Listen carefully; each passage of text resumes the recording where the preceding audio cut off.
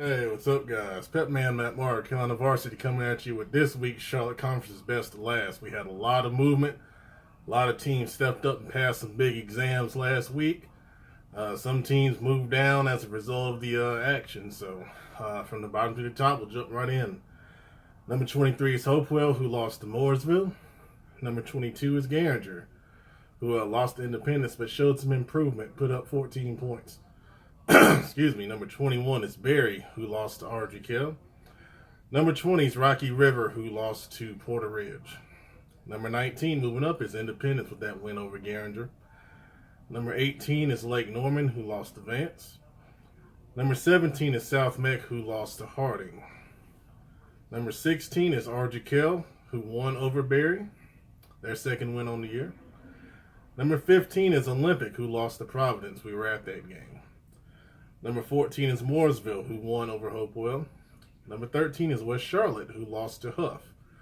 So from 13 down to 23, I think is a tier of teams who have shown some improvement and shown flashes at times of doing good things, but they're kind of outside on the playoff picture right now, and they got some work to do if they want to get in.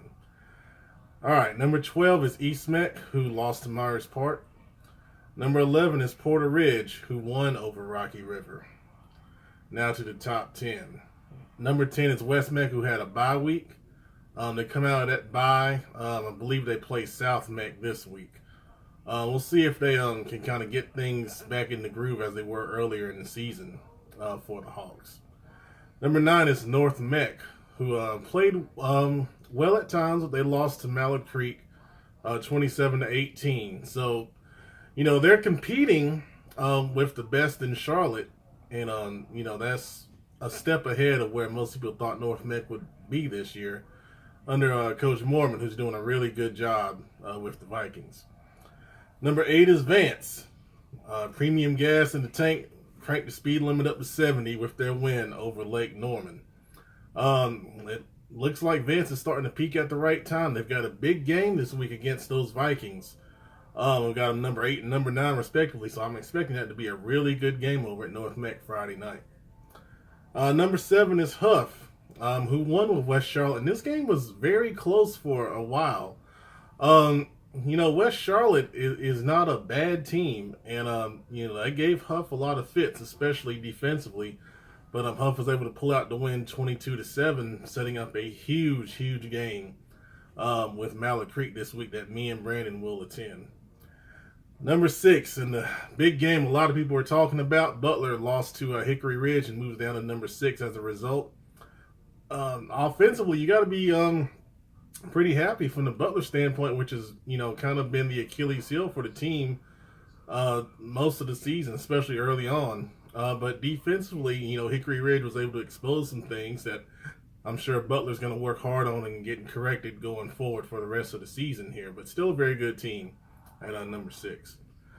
Number 5, conversely, is Hickory Ridge, who did shock the world, so to speak, with that win over Butler. And that puts them in the top 5 here in the best of last.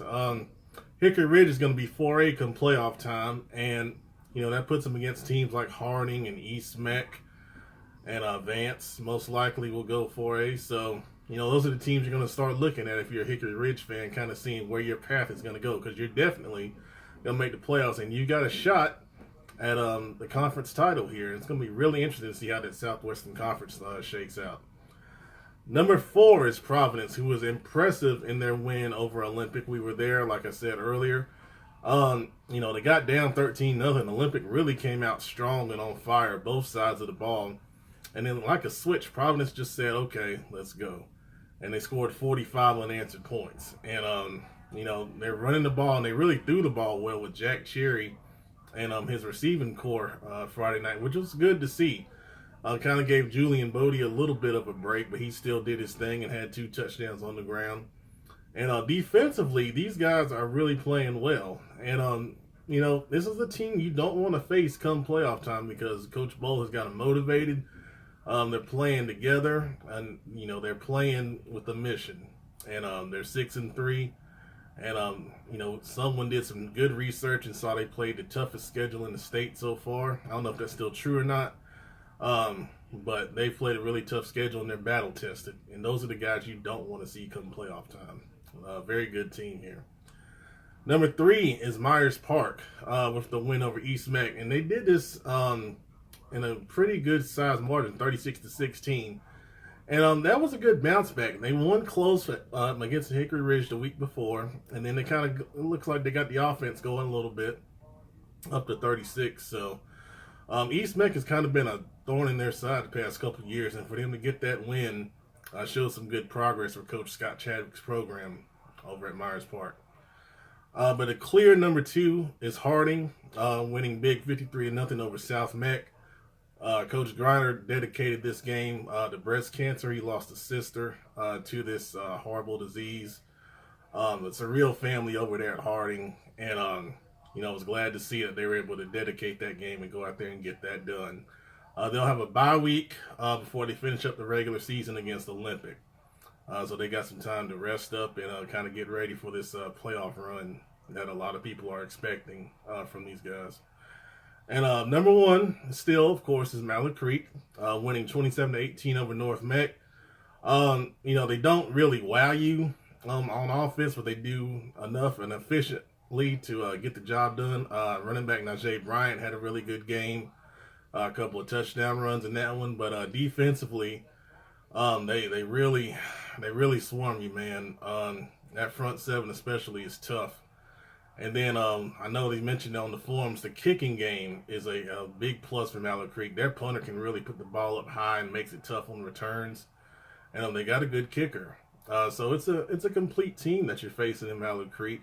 Not the dominant teams that we have used to see from them, but a well-organized and hard-working bunch of guys that get the job done week in and week out. All right, so that's this week's Best of Last. Come to the forums, post yours if you don't agree. We can have a healthy debate about it. I love some new people joining the site. We definitely appreciate that. Thanks for watching, guys. We'll have game previews coming up soon. Appreciate it.